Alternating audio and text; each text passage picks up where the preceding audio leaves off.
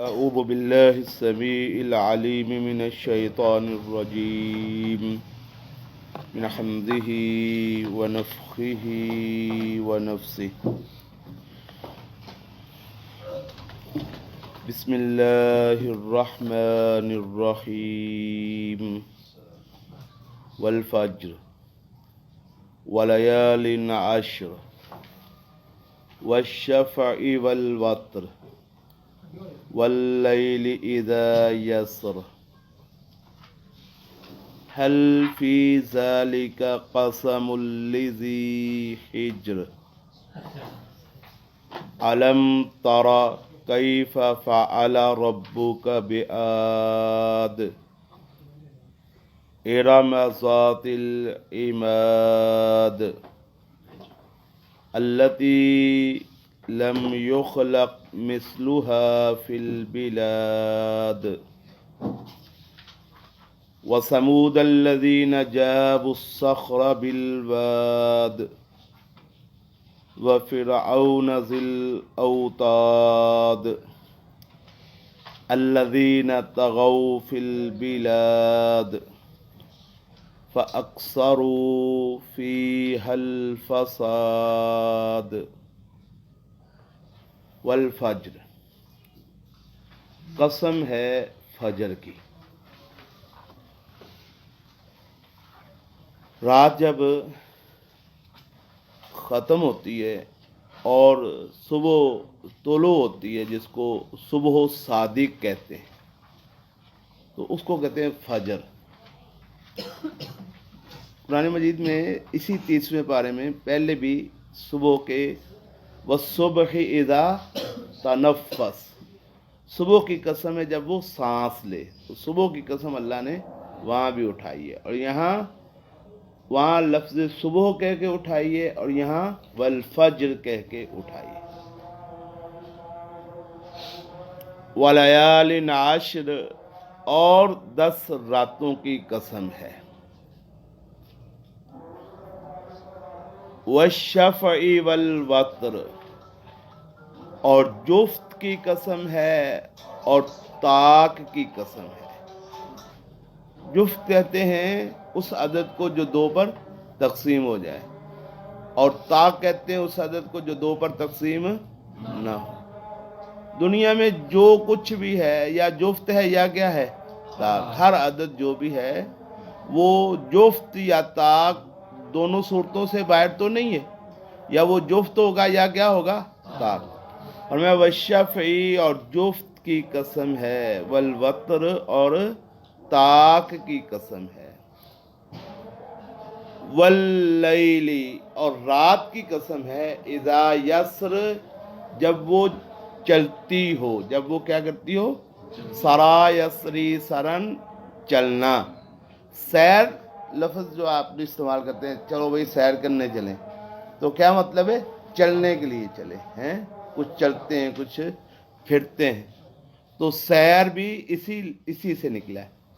تو واللیلی، اور رات کی قسم ہے، اذا یسر، جب وہ گزر رہی ہو، مطلب رات کا آخری جو وقت ہوتا ہے، ایک تو قسم اٹھائی فجر کی، اور ایک رات کے آخری وقت کی قسم اٹھائی۔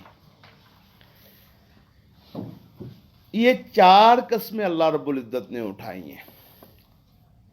یہ چاروں چیزیں جو ہیں، ان پہ اگر انسان توجہ کرے تو یہ معلوم ہوتا ہے کہ کائنات کا نظام ایک خاص ترتیب کے ساتھ چل رہا ہے، ایک خاص ترتیب کے ساتھ چل رہا ہے، ترتیب کے بغیر نہیں چل رہا۔ فجر جو ہے، کبھی ایسے ہوا ہے کہ فجر جو ہے راتی 8-9 بجے ہی ہوگی، کبھی ہوا ہے ایسے؟ ایک خاص وقت مقرر ہے، رات گزرے گی، رات کے گزرنے کے آخر میں کیا طلوع ہوگا؟ فجر۔ وہ آندھی آئے، طوفان آئے، حالات کیسے بھی ہوں، رات چھٹی ہو یا بڑی ہو، لیکن جب فجر طلوع ہوگی پھر اس کے بعد رات کیا ہو جائے گی؟ ختم ہو جائے گی۔ ولیال عشر، 10 راتوں سے بعد مفسرین نے یہ بیان کیا ہے کہ 10 راتوں سے مراد ہیں ذوالحج کی پہلی 10 راتیں۔ یہ بات ٹھیک ہے کہ ان پہلی 10 راتوں کی اور ان دنوں کی بہت بڑی فضیلت جو ہے وہ نبی کریم صلی اللہ علیہ وآلہ وسلم سے بیان ہوئی۔ اللہ کے رسول صلی اللہ علیہ وآلہ وسلم نے ذوالحج کی جو پہلی 10 راتیں ہیں اور پہلے 10 دن ہیں ان کا تذکرہ کرتے ہوئے صحیح بخاری میں حدیث ہے، فرمایا ما من ایام العمل الصالح فیہن احب الی اللہ من هذه الایام العشر، اور میں پوری کائنات میں کوئی دن بھی ایسے نہیں ہے جو اللہ کے ہاں جن میں کیا جانے والا عمل اتنا محبوب ہو جتنا ان 10 دنوں میں کیا جانے والا عمل محبوب ہے۔ تو ویسے بھی اسلامی عبادات جتنی بھی ہیں وہ ان 10 دنوں میں آ جاتی ہیں، باقی سال کے کوئی دن ایسے نہیں ہے کہ ان میں وہ ساری اسلامی عبادات آ جائیں۔ اگر روزے آتے ہیں تو حج نہیں آتا، کیا خیال ہے جی؟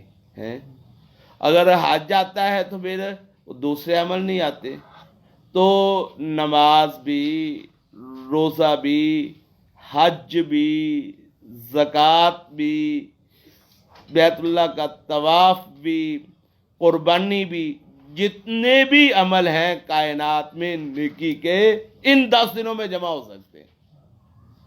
باقی اس کے علاوہ کبھی وہ سارے عمل جمع ہو سکتے ہیں، باقی سارے جمع ہو جائیں تو کسی اور دن میں بندہ قربانی کر سکتا ہے۔ تو ان 10 دنوں میں یہ سارے کے سارے عمل کیا ہیں؟ جمع ہو جاتے ہیں۔ قربانی والی بات، وہ قربانی کا جو پہلا دن ہے وہ تو ٹھیک ہے، لیکن باقی 3 دن بھی تو قربانی کی جا سکتی نا، وہ اگلے 3 دن وہ ان 10 دنوں میں نہیں۔ تو اتنی فضیلت رسول اللہ نے ان کی بیان کی۔ تو وَلَيَالٍ عَشْرٍ سے بعد مفسرین نے بیان کیا کہ اس سے مراد کیا ہے؟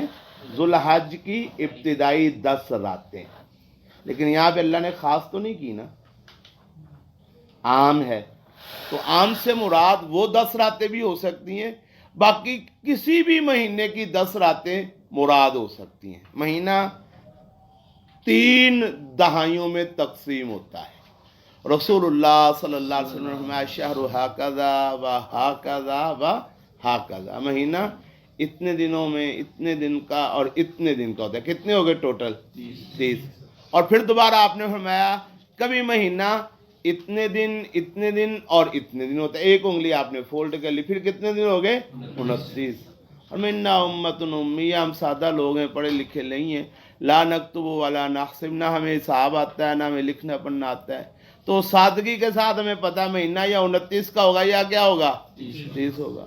چاند دیکھو نظر آ جائے مہینہ ختم، اگلا شروع، چاند نظر نہ آئے بادل ہو جائے تو مہینہ ختم کرنے کی ضرورت نہیں ہے، پھر کتنے پورے کر لو؟ فَأَكْمِلُوا الْعِدَّةَ 30 پورے کر لو۔ تو ہر مہینے میں 3 دہائیاں ہوتی ہیں، ہر مہینے میں 3 دفعہ 10 راتیں آتی ہیں، پہلی 10 راتیں، درمیانی 10 راتیں اور آخری 10 راتیں۔ تو وَلَيَالٍ عَشْرٍ 10 راتوں کی قسم ہے، کیوں؟ اچھا، جب پہلی 10 راتیں ہوتی تو وہ جو چاند ہوتا ہے اس کی کیفیت، پہلی رات کا چاند اس کی کیفیت ایک ناخن جیسی ہوتی ہے، صرف کیا ہوتی ہے؟ ایک ناخن جیسی اس کی کیفیت، بس یوں ایک لائن ہوتی ہے، اتنا ہی ہوتا ہے نا پہلی رات کا چاند۔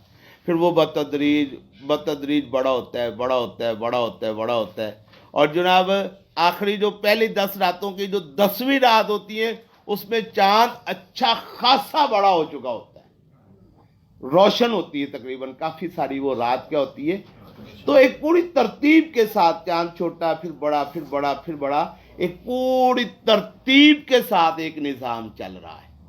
تو وَلَيَالٍ عَشْرٍ سے مراد ہے وہ ہر مہینے کی 10 رات، ہر مہینے کی راتوں کا عشرہ، پہلا عشرہ بھی مراد ہے اور جو آخری عشرہ اس میں بھی ایسے، وہ اب چاند جو ہے پہلے وہ درمیانے عشرے میں کیا ہو گیا؟ مکمل ہو گیا، درمیانے عشرے میں تقریباً روشن ہوتا ہے چاند، لیکن پھر بھی وہ قریب ہوتا ہے، مکمل سے تھوڑا کم ہوتا ہے، پھر مکمل ہوتا ہے، بعد میں پھر کیا ہونا شروع ہو جاتا ہے؟ کم۔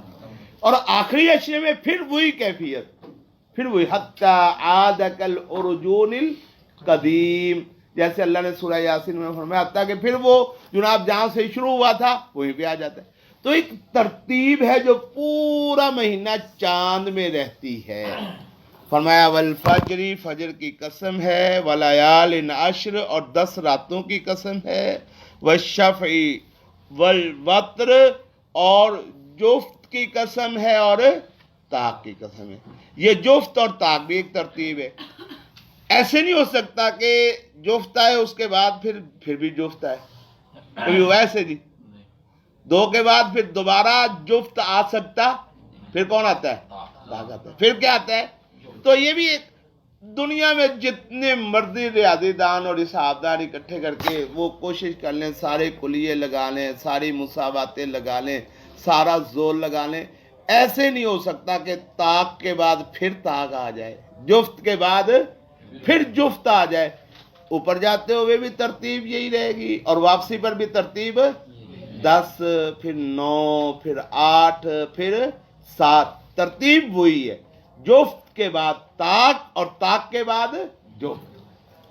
فرمایا یہ ترتیب جو ہے واللیل، اور رات کی قسم ہے اذا یسری سرا یسری چلتی ہے. رات بھی اپنی پوری ترتیب کے ساتھ چلتی ہے. کبھی ایسے نہیں ہوا کہ رات خراب ہو گئی ہو، موسم کی خرابی کی وجہ سے آج جو دن جو ہے پہلے چڑھ گیا ہے، اور جناب موسم اچھا نہیں ہے اس لیے رات جو آج اتنی لمبی ہو گئی کہ دن بھی درمیان میں ختم ہی ہو گیا. ایسے کبھی ہوا ہے؟ پوری ترتیب. اچھا، یہ سارا کچھ جس پروردگار نے، جس اللہ رب العزت نے وقت فجر، رات کے اندھیرے سینے سے فجر کو نکالا، جس اللہ رب العزت نے 10 راتوں میں ایک مخصوص ترتیب کے ساتھ چھوٹے سے چاند کو مکمل کیا، پھر اس کو اسی ترتیب کے ساتھ کیا کیا؟ چھوٹا کر دیا. جس اللہ نے جفت اور طاق کی ترتیب کے ساتھ کائنات کی ہر چیز کو بنا دیا، جس اللہ رب العزت کے حکم سے رات چلتی ہے پوری ترتیب کے ساتھ اور پورے نظام کے ساتھ، اس میں کبھی نہ کوئی رکاوٹ آئی ہے، نہ کوئی کمی بیشی آئی ہے، تو کیا اللہ نے یہ سارا کچھ بلا مقصد ہی بنا دی ہے؟ بلا وجہ ہی بنا دی ہے؟ یہ سارا کچھ اپنے آپ ہی ہو گیا ہے؟ یہ سارا کچھ کیا حادثاتی ہو گیا ہے؟ اس سارے کے پیچھے کیا کوئی منصوبہ بندی نظر نہیں آ رہی؟ ایک ایک چیز کے پیچھے پوری مکمل اللہ رب حکیم و علیم کی مکمل منصوبہ بندی ہے کہ نہیں؟ جس اللہ نے یہ سارا کچھ بنایا اور اس کی پوری منصوبہ بندی کے ساتھ، پوری ترتیب کے ساتھ بنایا، کیا اس اللہ کے لیے انسان کو دوبارہ زندہ کرنا اور قیامت کے دن کھڑا کرنا ممکن نہیں ہے؟ کیا آپ بے وقوفوں والی بات کرتے ہو؟ کیا نادانوں والی بات کرتے ہو کافرو؟ والفجری، قسم ہے فجر کی، ولیال عشر، اور قسم ہے 10 راتوں کی، والشفع والوتر، اور قسم ہے جفت اور طاق کی، واللیل اذا یسر، اور رات کی جب وہ چلتی ہے، حل فی ذالک قسم لذی حجر، یقیناً اس میں قسم ہے لذی حجر، عقل والوں کے لیے. جس کے لیے عقل ہے، جس کے پاس عقل ہے، اس کے لیے یہ قسمیں کوئی چھوٹی قسمیں نہیں ہیں. ان چیزوں میں اس کے لیے بہت بڑی نشانی ہے. ان فی ذالک لعبرۃ لاولی الالباب، جو عقل مند ہیں ان کے لیے تو بڑی نشانی ہے، اور جو بے وقوف ہیں، بے وقوف تو بندہ پاگل ہوتا ہے، پاگل کی کیا بات کرنی، اس کو تو واقعی پتہ کو نہیں ہوتا. ان حل فی ذالک، یقیناً اس میں ہے قسم، بہت بڑی قسم، لذی حجر، عقل والوں کے لیے. جن کے پاس عقل ہے ان کے لیے اس میں بہت بڑی قسم ہے کہ ان ساری چیزوں کی ترتیب سے وہ سمجھتا ہے کہ یہ بے مقصد نہیں ہے، بے فائدہ. جو بے مقصد ہوتا ہے کام، فضول کام ہوتا ہے، وہ ایک دن اس کی ترتیب اور ہوتی ہے، اگلے دن اور ہوتی ہے، اگلے دن اور ہوتی ہے، پھر پچھلے دن وہ کچھ اور کر لیتا ہے. تو ایک ترتیب کے ساتھ، ایک ردھم کے ساتھ، ایک باقاعدہ سلسلے کے ساتھ بے وقوف جو ہے وہ اس کا تو کام نہیں ہوتا نا. تو یہ عقل مندوں کے لیے نشانی ہے کہ یہ پوری ترتیب کے ساتھ نظام ہے، اور اس نظام کے بعد ایسا نہیں ہے کہ یہ فضول ہی ہے اور ختم ہو جائے گا. حادثاتی طور پہ بنا، حادثاتی طور پہ اس کا دی اینڈ ہو جائے گا، اور حادثاتی طور پہ پھر کوئی پوچھنے والا ہی نہیں ہوگا. یہ تو بڑی بے وقوفی والی بات ہے، ایسے نہیں ہوگا. ان حل فی ذالک، یقیناً اس میں ہے قسم، قسم، لذی حجر، عقل والوں کے لیے. حل جو ہے یہ اصل میں یہ استفہام کے لیے ہوتا ہے، سوالیہ ہے. حل کا مطلب ہوتا ہے کیا. حل کا مطلب کیا ہوتا ہے؟ کیا. حل عندک زید، کیا تمہارے پاس زید ہے؟ اصل میں یہ اس لیے استعمال ہوتا ہے. تو کبھی یہ سوال یقین کے لیے بھی کیا جاتا ہے، کبھی سوال کس لیے کیا جاتا ہے؟ جیسے کوئی بندہ کہے یار میں تجھے اتنا بتا رہا ہوں، اتنا سمجھا رہا ہوں، اور اتنی تسلی کے ساتھ میں نے تجھے یہ سارا کچھ بتایا، کیا میں بے وقوف ہوں کہ تیرے اوپر اثر ہی نہیں ہو رہا؟ کیا میں بے وقوف ہوں کہ اب یہ جو اس نے کہا کیا میں بے وقوف ہوں، کیا مطلب اس کا؟ کہ میں بے وقوف بالکل نہیں ہوں، میں عقل مند ہوں جو تجھے سمجھا رہا ہوں. تو یہاں پہ لفظ حل سوال کے لیے نہیں ہے، کس لیے ہے؟ یقین پیدا کرنے کے لیے، اپنی بات میں زور اور قوت پیدا کرنے کے لیے لفظ سوالیہ جو ہے کیا، وہ اس لیے ہے. تو یہاں پہ بھی لفظ جو حل ہے وہ اس لیے ہے یقیناً. میں نے حل کا ترجمہ کیا ہے؟ یقیناً. ویسے بہت علماء نے حل کا ترجمہ کیا ہی کیا ہے، کیا کیا جائے پھر بھی بات سمجھ آتی ہے. حل فی ذالک، کیا اس میں ہے؟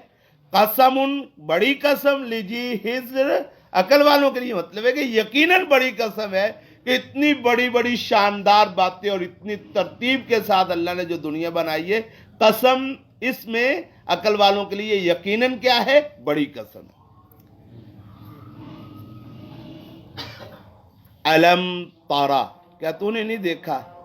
کیف، کیسے، فعلا کیا، ربو کا تیرے رب نے، بعاد، عاد والوں کے ساتھ. تو یہ جو ہے نا قیامت، مرنے کے بعد اٹھنا، ایک ہے وہ سزا اور جزا جو یوم الدین کو ملے گی. کس دن ملے گی؟ یوم الدین کو، قیامت والے دن میں. اللہ کہتا ہے صرف وہ سزا نہیں ہے، دنیا میں بھی میں پکڑ لیتا ہوں. دنیا میں بھی کیا کرتا ہوں؟ پکڑ لیتا ہوں. جب کوئی بندہ حد سے گزرتا ہے، نافرمانیاں کرتا ہے، بغاوتیں کرتا ہے، تو پھر میرا ایک نظام ہے، دنیا میں بھی اس کو پکڑ لیتا ہوں. ایسے ہوتا کہ نہیں ہوتا؟ ظلم پھر ظلم ہے، بڑھتا ہے تو مٹ جاتا ہے. جب کوئی بندہ حد سے زیادہ زیادتی کرتا ہے، پروردگار اس کو مکافات عمل کا شکار کر دیتے. ہو جاتا ہے کہ نہیں ہو جاتا؟ اس کی پھر وہ جو رسی اللہ نے ڈھیلی رکھی ہوتی ہے، پھر وہ رسی آخر میں کیا ہو جاتی ہے؟ کسی جاتی ہے. 3 مثالیں اللہ نے یہاں پہ بیان کی. علم تارا، کیا تو نے نہیں دیکھا؟ کیفا، جس طرح، کس طرح کیا تیرے رب نے، بعاد، عاد کے ساتھ، قوم عاد کے ساتھ. عاد 2 ہیں، ایک ہے عاد ارم. عاد ارم اس کو کہتے ہیں عاد اولا. عاد اولا حضرت نوح علیہ السلام کی اولاد میں سے ایک بندہ تھا، اس کا نام تھا ارم. ارم بن سام بن نوح، بعد میں اس کا یہ شجرہ بیان کیا ہے. تو نوح علیہ السلام کی اولاد میں ایک بندہ تھا ارم، اس کی جو اولاد تھی اس کو کہتے ہیں عاد ارم. عاد، اس پہ اللہ کا عذاب ہے، ان کا تو نام و نشان ہی مٹ گیا. اور بعد میں پھر ایک اور عاد تھی جس کو عاد اخرا کہتے ہیں. یہ عاد اولا تھے، بعد میں آنے والے عاد کیا تھے؟ عاد اخرا. وہ ایک اور قوم تھی جو بعد میں آئی، اس کو عاد بھی کہتے ہیں اور سمود بھی کہتے ہیں. اس کو کیا کہتے ہیں؟ سمود. عاد علیہ السلام، عاد کا تذکرہ کیا، اور پھر جو عاد اخرا ہے اس عاد اخرا کو، اس کا دوسرا نام کیا ہے؟ سمود. علم تارا، کیا تو نے نہیں دیکھا؟ کیفا، کس طرح، فعلا تیرے رب نے کیا، بعاد، عاد کے ساتھ. ارم، وہ عاد جو ارم قبیلے کے لوگ تھے. کس قبیلے کے لوگ تھے؟ ارم قبیلے کے لوگ تھے. ذات العماد، جو کہ ستونوں والے تھے. جو کیا تھے؟ ستونوں والے تھے. مطلب یہ ہے کہ یہ قوم تھی اس زمانے میں، بڑے پرانے دور میں، اور اس زمانے میں یہ بلڈنگیں بناتے تھے، بڑے بڑے ستون والی بلڈنگیں بناتے تھے.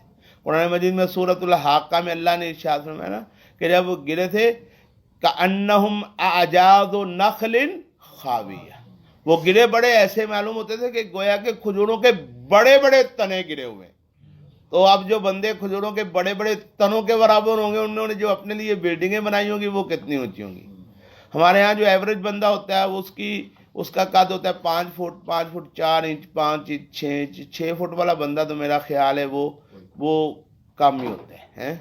پورے ملک میں کوئی ایک ادھا ہونا ہے، کوئی 2-3 ہوں گے بس زیادہ. تو 5 فٹ اور کچھ انچ جو ہے، تو ہماری چھتیں کتنی ہوتی ہیں بلا؟ 10 فٹ 11 فٹ 12 فٹ. اور ہم یہ لگا لگو کہ 10 فٹ 11 فٹ پہ کر لیتے، وگرنہ کوئی زیادہ سے زیادہ ہماری چھتیں 11-12 فٹ ہوتی ہیں. اب جو بندہ کھجور کے تنے کے برابر جسامت رکھتا ہے، کھجور کا تنا کتنے فٹ ہوتا ہے؟ 100 فٹ ہے، 150 فٹ 200 فٹ تک کھجور کے تنے ہوتے ہیں، اس سے بھی زیادہ ہوتے ہوں گے. تو اب 200 فٹ جس کا اپنا قد ہے، اس نے جو چھت رکھی ہے، ظاہر اس نے ہاتھ بھی اوپر کرنا ہوتا ہے، کبھی اس نے انگڑائی بھی لینی ہوتی ہے. تو اگر انگڑائی دینے لگے باں ٹوٹ جائے تو پھر کی فائدہ ہوا بھائی ہیں. تو اب انہوں نے اپنے حساب سے وہ چھتیں بنانی ہوتی ہے نا. تو اللہ نے فرمایا کأنہم اعجاز نخل خاویہ، وہ ایسے معلوم ہوتے تھے جیسے کھجور کے بڑے بڑے تنے تھے. تو اب انہوں نے اپنے رہنے کے لیے بلڈنگیں بنائی تھی جن کے بڑے بڑے ستون ہوتے تھے. اب اتنی اونچی چھت بنانی ہو اور پھر اس کو اپنے حساب سے انہوں نے بنانا ہو تو اس کے لیے ستون تو لگانے پڑیں گے نا. تو ستون بڑے بڑے. اچھا، ایک مقصد تو یہ تھا کہ ان کی ضرورت تھی، دوسرا مقصد یہ تھا وہ اپنی بڑائی کو بیان کرنے کے لیے، اپنی چودراہٹ کو دکھانے کے لیے، اپنے بڑے پن اور اپنی وہ جو ہے ایک دوسرے پر سبقت اس کو ثابت کرنے کے لیے وہ پھر یہ بڑی بڑی بلڈنگیں بناتے تھے. ان کے بڑے بڑے کیا تھے؟ ستون تھے. اللہ کہتا ہے الم تر کیف، کیا تو نے نہیں دیکھا کیسے فعلا تیرے رب نے کیا بے عاد کے ساتھ. ارم، جو کہ ارم قبیلے کے لوگ تھے. ذات العماد، جو کہ کیسے تھے؟ ستونوں والے تھے. کتنے بڑے بڑے قد کے لوگ تھے، ان کی جسامتیں کیسی تھی، ان کی قوت اور طاقت کیسی تھی. التی، وہ جو لم یخلق کے نہیں پیدا کیا گیا، مثلھا ان جیسا کوئی بھی، فی البلاد ملکوں میں، ان کا ہم مثل پھر ان کے بعد اللہ نے پیدا کو نہیں کیا. اتنے بڑے بڑے لوگ جسامتوں والے، لیکن انجام کیا ہوا؟ تو یہ جو بندہ سمجھتے ہیں نا کہ میرے ساتھ کچھ نہیں ہو سکتا، میرے پاس چودراہٹ ہے، میرے پاس یہ ہے وہ ہے، مال ہے، دولت ہے، میرا جسم لوہے جیسا مضبوط ہے، میرے پاس قوت بڑی ہے، میری ہڈیاں بڑی طاقتور ہیں، اور جناب میں یہ خوراکیں بہت اچھی کھاتا ہوں، دیسی خوراکاں ہیں. ہمارے یہ جو بابے ہوتے ہیں نا، بوڑھے بوڑھے بابے، ان کو بعض اوقات دیسی خوراکوں پہ بڑا مان ہوتا ہے نا. ایسے دیسی خوراکاں کھادی نے تو لگیاں رہی ساریاں دیسی خوراکاں، قبر چ نال ہی ٹوٹ جاتی ہیں کہ نہیں ٹوٹ جاتی؟ باقی رہ جاتی ہیں؟ کچھ بھی نہیں باقی رہتا. تو کسی کو اپنی خوراک پہ مان ہے، کسی کو اپنی جسامت پہ مان ہے، کسی کو اپنی طاقت پہ مان ہے، کسی کو اپنی قوت پہ مان ہے، کسی کو بازو پر بھروسہ ہے.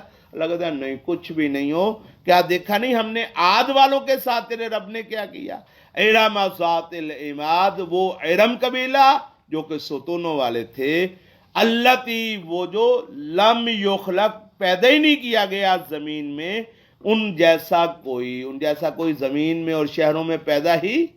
تو ان کے ساتھ اللہ نے کیا کیا؟ ان پہ آئی آندھی اور طوفان. وہ ستون جیسے گرے پڑے ہوتے ہیں نا بڑے بڑے، اور جیسے کھجور کے تنے گرے ہوتے ہیں، وہ ان کی کیفیت تھی. زمین پہ گرے پڑے تھے، کوئی پوچھنے والا نہیں تھا، کوئی بچانے والا نہیں تھا، کوئی اللہ سے عذاب سے نجات. تو عذاب آخرت میں، اصل میں انجام بھی فیصلہ آخرت میں. تو دنیا میں بھی پروردگار دکھانے کے لیے یہ سلوک کرتا ہے کہ لوگوں کو پتا چلے اور باقیوں کے لیے کیا بن جائے؟ عبرت بن جائے. وَثَمُودَ الَّذِينَ، وہی الم تر کیف فعل ربک، کیا تو نے دیکھا نہیں کیسے کیا تیرے رب نے عاد کے ساتھ؟ الم تر کیف فعل ربک ثمود، ہیں تو نے نہیں دیکھا تیرے رب نے سمود والوں کے ساتھ کیا کیا؟ وہ سمود، اور سمود کے ساتھ الذین، وہ جو سمود تھے، طغوا، جابوا الصخر بالواد، جنہوں نے پہاڑوں کو تراشا، چٹانوں کو تراشا، بالواد، وادی میں. وادی قرا مراد ہے. آج کل بھی سعودیہ میں یہ علاقہ موجود ہے. تو ان کا کیا طریقہ تھا؟ انہوں نے اپنے رہنے کے لیے محلات بنائے اور بڑے بڑے مکانات بنائے. آپ لوگ اور میں تو ان کا تصور ہی نہیں کر سکتے ہیں. ساڑھے کو اٹیں نہیں پوریاں ہوندیاں مکان بنانے کے لیے. تو انہوں نے کیا کیا؟ بڑے بڑے مکان، محلات اور کمرے بنائے. کیسے؟ جاب الصخرہ، پہاڑوں کو تراش کے، چٹانوں کو تراش کے، بالواد، وادی میں. اللہ اکبر. کہتے ہیں کہ پہاڑوں کو اور چٹانوں کو تراش کے مکان بنانے کا سلسلہ سب سے پہلے قوم سمود نے شروع کیا تھا. کس قوم نے شروع کیا تھا؟ اس لیے اللہ رب العزت نے یہ ان کی خاصیت بیان کی. تو کیا تو نے نہیں دیکھا تیرے رب نے عاد کے ساتھ کیا کیا؟ ارم ذات العماد، وہ عاد جو ارم کے لوگ تھے، ذات العماد، ستونوں والے، التی، وہ کہ لم یخلق، نہیں پیدا کیا گیا، مثلہا، ان جیسا کوئی، فی البلاد، ملکوں میں، شہروں میں. وثمود الذین، اور سمود کے ساتھ کیا کیا تیرے رب نے؟ وہ سمود جنہوں نے جاب الصخرہ، چٹانوں کو تراشا، بالواد، وادی میں. ہمارے ہاں آج کل یہ لفظ جو ہے نا چٹانوں کو تراشا، شاید اتنی اہمیت کا باعث نہیں ہے.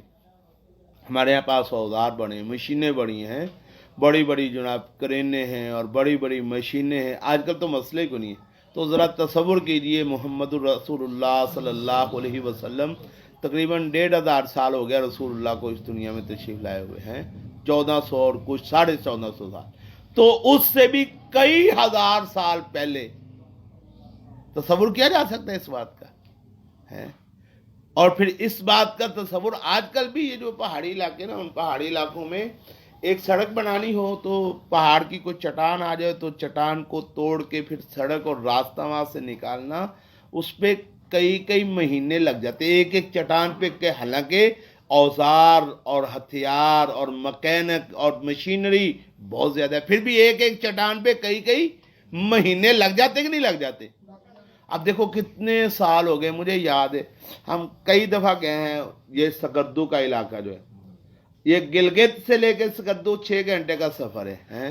اور جناب اتنا اس پہ بجٹ خرچ ہوتا ہے، اتنی مشینری ہے اور اتنا کچھ ہے، لیکن اس کے باوجود اس سڑک سے گزرے تو ڈاڑھی لگتا ہونا گیا تھلے ہیں. تو بندہ گھبرایا رہتا ہے، پریشان رہتا ہے. تو آج کل کے اس جدید دور میں سڑک بنانا مشکل ہو گیا ہے. تو آج سے کئی ہزار سال پہلے صرف سڑک نہیں، کیا بناتے تھے؟ کوٹھیاں، بنگلے اور محل بناتے تھے پہاڑوں کے اندر. کمال نہیں ہے؟ اللہ کہتا ہے اتنے وہ با کمال اور فنکار لوگ، اتنے بڑے بڑے انجینئر. آج کل بھی انجینئر ہیں ہمارے پاس ہیں، وہ جو کرتے ہیں آپ کو بھی پتہ ہے. تو اس دور کے انجینئر کیسے ہوں؟ الذین، اور سمود، وہ جنہوں نے تراشا چٹانوں کو، بالواد، کس سے؟ وادی میں. وفرعون، اور فرعون کے ساتھ کیا کیا تیرے رب نے؟ ذل اوتاد، جو کہ میخوں والا تھا. میخوں والا تھا. 2 مطلب ہیں. ایک مطلب اس کا یہ ہے کہ فرعون کا لشکر بہت بڑا تھا. اب ظاہر ہے جب بڑا لشکر کہیں پہ جاتا ہے تو اس بڑے لشکر کے ٹھہراؤ کے لیے کیا بنایا جاتے ہیں؟ خیمے لگائے جاتے ہیں نا، خیمے لگائے جاتے. اور خیمے پھر کس بات پہ، کیسے کھڑے کیے جاتے ہیں؟ چاروں طرف وہ میخیں لگائی جاتی ہیں. ان میخوں کے ساتھ خیموں کی تنابیں باندھی جاتی ہیں. اور پھر وہ جب ایک خیمے کی تقریباً 4 6 8 10 میخیں ہیں اور ہزاروں نہیں لاکھوں کا لشکر ہے اور ان سب کے لیے خیمے لگائے گئے، تو بڑے میدان میں چاروں طرف کیا ہیں؟ میخیں. اس لیے بھی فرعون کو ذل اوتاد کہتے تھے. فرعون کو کیا کہتے تھے؟ میخوں والا. ایک اور مطلب یہ ہے کہ فرعون جس کے ساتھ دشمنی کا ارادہ کرتا تھا، جس کو سزا دینا چاہتا تھا، بدماش تھا. اپنے آپ کو کیا سمجھتا تھا؟ رب، انا ربکم الاعلی، میں تمہارا رب اعلیٰ ہوں. تو جس کو وہ سزا دیتا تھا اس کو کیا کرتا تھا؟ وہ میخیں ٹھونک دیتا. اس کے ہاتھوں میں، اس نے اپنی بیوی آسیہ کے ساتھ بھی یہ سلوک ہے نا، میں نے اس کا تذکرہ آپ کے سامنے کیا بھی تھا پہلے سورہ طارق میں. تو ان کے ہاتھوں میں کیا ٹھونک دیتا تھا؟ اس کو سولی پہ لٹکاتا، سولی پہ لٹکا کے لکڑیوں کے ساتھ وہ جو سولی بنی تھی سلیب، ہاتھوں میں بھی میخیں ٹھونک دیتا تھا اور پیروں میں بھی اور ٹانگوں میں بھی کیا ٹھونک دیتا تھا؟ میخیں ٹھونک دیتا. اس وجہ سے بھی اس کو ذات العماد کے ذل اوتاد کہتے ہیں. تو علم تارا، کیا نہیں دیکھا تو نے کیسے کیا تیرے رب نے عاد کے ساتھ، ارم جو ارم قبیلے کے لوگ تھے، ذات العماد ستونوں والے، التی لم یخلق مثلها فی البلاد کہ جن سے ایسا شہروں میں کوئی پیدا ہی نہیں کیا گیا، وثمود اور سمود کے ساتھ کیا کیا تیرے رب نے، الذین جابوا الصخر بالواد جنہوں نے تراشا چٹانوں کو وادی میں، وفرعون اور فرعون کے ساتھ کیا کیا تیرے رب نے، ذل اوتاد جو میخوں والا تھا۔ تو ایک آخرت کا انجام، سزا اور جزا۔ تو یہ جو چار قسم کے لوگ اللہ نے بیان کیے، ان کو اللہ نے دنیا میں بھی کیا دی ہے؟ سزا دی ہے۔ سورۃ عنکبوت میں ان کی سزاؤں کا اللہ رب العزت نے تفصیل، یہ 20واں سپارہ ہے غالباً، تو اس کو دیکھیں گے تو تفصیل کے ساتھ ان میں سے ایک ایک کو اللہ نے جو جو سزا، کسی کو اللہ نے طوفان کے ساتھ ختم کر دیا، کسی پہ اللہ نے زلزلہ نازل کر دیا، کسی کو اللہ نے کیا کر دیا؟ غرق کر دیا، کسی کو اللہ نے زمین میں کیا کر دیا؟ دھنسا دیا۔ تو اللہ نے سب کو یہ سزائیں دی۔ تو اگر ان کو اللہ سزا دے سکتا ہے تو کیا یہ جو مکے کے مشرکین ہیں قیامت کا انکار کرتے ہیں اور کہتے ہیں قیامت آنی کوئی نہیں ہے اور مرنے کے بعد دوبارہ زندگی کو نہیں ہونا ہے، تو پوچھنا کس نے، سزا کس نے دینی؟ تو اللہ تو اس زندگی میں بھی دے سکتا ہے اور مرنے کے بعد بھی دے سکتا ہے، یہاں بھی دے گا اور وہاں بھی دے گا۔ الذین، فرعون جو کہ میخوں والا تھا، الذین وہ لوگ، طغوا جنہوں نے سرکشی کی، جو حد سے بڑھ گئے، فی البلاد شہروں میں، علاقوں میں انہوں نے حدوں کو کراس کر لیا، اللہ رب العزت کے احکام کو انہوں نے پامال کر دیا، فاکثروا پھر بہت زیادہ پھیلایا انہوں نے، فیہا اس شہروں میں، علاقوں میں، الفساد کیا پھیلایا انہوں نے؟ فساد، فصب علیہم تو برسایا ان پر، ربو کا تیرے رب نے، صوت عذاب عذاب کا کوڑا، عذاب کا کوڑا۔ تو پھر جب انہوں نے یہ کیا تو اللہ رب العزت نے پھر ان پر کیا کر دیا؟ عذاب کا کوڑا برسا دیا۔ اور جب یہ جو بڑے بڑے یہ سمجھتے تھے ہمارا مد مقابلہ ہے ہی کوئی نہیں، فرعون بھی یہی سمجھتا تھا، اور ان کے پاس صلاحیتیں بھی تھیں، فرعون کی فوج اتنی بڑی تھی کہ اس کی میخ، اس کو ذل اوتاد ہی مشہور ہو گیا ہے۔ اور وہ جو سمود تھے، وہ ان کے بعد اب بندے کے بعد جو صلاحیت ہوتی ہے وہ سمجھتے نا کہ میں بڑا باصلاحیت ہوں اور میرا کوئی مقابلہ نہیں، ان کے بعد صلاحیت اتنی تھی کہ انہوں نے پہاڑوں میں اپنے محلات، وہ سمجھتے تھے ہم بڑے قوت والے، بڑی صلاحیت، ہمارا کون مقابلہ کر سکتا ہے۔ اور وہ جو تھے ارم ذات العماد، اور وہ جو تھے ارم والے اور عاد والے، وہ بھی سمجھتے تھے کہ ہماری جسامت ہی ایسی ہے، ہم تو جناب کچل کے رکھ دیں، اپنے پنجے میں جو قابو آ جائے وہ بچ ہی نہیں سکتا، اتنے اتنے بڑے ہمارے جسم ہیں۔ اللہ کہتا ہے پکڑ آئی تو پھر کوئی نہیں بچا۔ تو فصبا تو برسا دیا، علیہم ان پر، ربو کا تیرے رب نے، صوت عذاب عذاب کا کوڑا۔ ان ربک بے شک تیرا رب، لبالمرصاد البتہ گھات میں ہے۔ کس میں ہے؟ گھات میں ہے۔ جو گھات میں ہوتا ہے شکاری، شکار کرنے والا، گھات میں کون ہوتا ہے؟ شکار کرنے والا، وہ غافل ہوتا ہے۔ اور جو شکار ہوتا ہے وہ کیا ہوتا ہے؟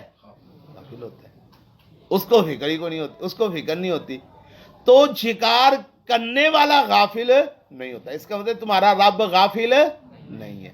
اور تم جو اپنے آپ کو سمجھتے ہو آخرت کس نے دیکھی ہے، قیامت آئے گی کہ نہیں، تمہاری یہ کیا ہے؟ غفلت۔ تمہارا رب گھات میں بیٹھا ہوا ہے، تم بے فکری ہو، غفلت میں ہو، اچانک فیصلہ کرے گا تمہارا رب۔ شکاری کا اپنا فیصلہ ہوتا ہے کہ اب اس پہ پکڑ کرنی ہے، اپنا فیصلہ ہوتا ہے نا اس کا، اور جب اس کو فیصلے اس کا ہوتا ہے کہ اب میں نے پکڑ کرنی ہے، پھر اس کی پکڑ سے بچتا کوئی ہے۔ تو اللہ رب العزت کی پکڑ سے تو کوئی بچ سکتا ہی نہیں ہے۔ فرمایا الذین وہ لوگ جنہوں نے سرکشی کی، حد سے بڑھ گئے، فی البلاد شہروں میں، فاکثروا تو انہوں نے بہت زیادہ پھیلایا، فیہا ان شہروں میں، الفساد فساد، فصبا تو برسایا علیہم ان پر، ربو کا تیرے رب نے، سوط عذاب عذاب کا کوڑا، ان رب کا بے شک تیرا رب، لبالمرصاد گھات میں ہے۔ تو دو حصے ابھی تک آپ نے اس صورت کے پڑھے۔ پہلے حصے میں اللہ رب العزت نے 4 قسمیں اٹھائیں، 4 قسمیں اٹھا کے پروردگار نے بتایا کہ اگر یہ سارا کچھ اتنی ترتیب کے ساتھ چل رہا ہے تو کیا سمجھتے ہو کہ یہ کائنات بلا مقصد نہیں ہے، حادثاتی طور پہ نہیں بنی، اس کا انجام بھی ہوگا اور اس انجام میں لوگوں کو پکڑا بھی جائے گا، اور اس پکڑنے کی ایک جھلک، پکڑنے کی ایک جھلک دوسرے حصے میں بیان کر دی کہ دیکھو یہ جو قوم ہے عاد ہے، اور جناب قوم ہے سمود کی، اور قوم ہے فرعون کی، دیکھ لو ان کو میں نے کیسے پکڑا۔ یہ دنیا میں ایک جھلکی ہے اس کی، وگرنہ اصل حقیقی پکڑ کہاں پہ ہوگی؟ قیامت کو، آخرت کو، حشر کے میدان۔ تو یہ تو ہے حقیقت، یہ تو ہے حقیقت۔ بندہ کیا سمجھتا ہے، بندے کا کیا خیال ہوتا ہے، بندہ کتنی سطحی سوچ کا اور معمولی سوچ کا مالک ہے، آگے وہ تذکرہ کیا۔ فَأَمَّا الْإِنسَانُ، لیکن انسان، اذا مبتلاہ، جب کبھی آزمائے اس کو، ربہ اس کا رب، فاکرمہ، پھر اس کو نعمت دے دے، عزت دے دے، ونعمہ، اور نعمت دے دے، فیقول، تو وہ کہتا ہے ربی اکرمن، میرے رب نے میری کیا کی ہے؟ عزت۔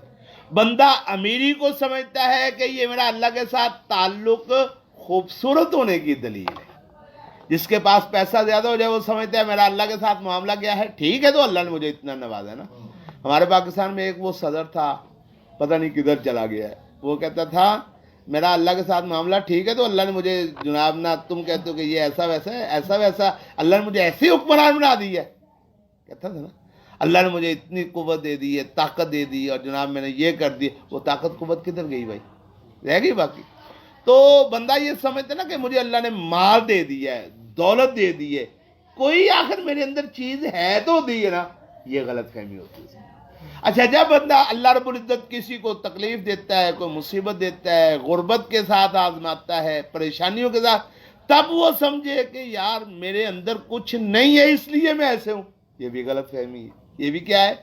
غلط فہمی۔ اللہ کہتا ہے بندوں کا حال تو یہ ہے، اما الانسان، بس لیکن انسان، اذا مبتلاہ، جب کبھی آزمائے اس کو، ربہ اس کا رب، فاکرمہ، پھر اسے عزت بخشے، ونعمہ، اور اس کو نعمت عطا فرمائے، فیقول، تو کہتا ہے ربی اکرمن، میرے رب نے میری کیا کی ہے؟